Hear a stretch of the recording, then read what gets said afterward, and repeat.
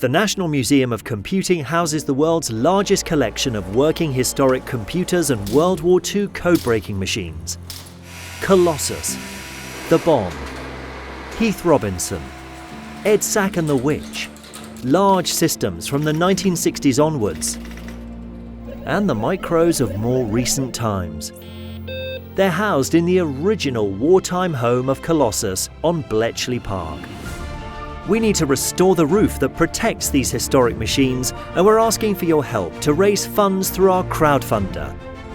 As well as seeking donations, we're offering rewards including some unique items.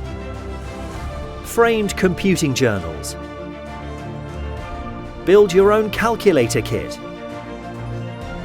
Get a Colossus t-shirt or hoodie.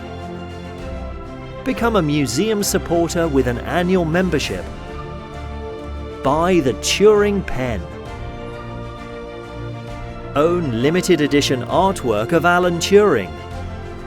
Or a replica drum from the bomb.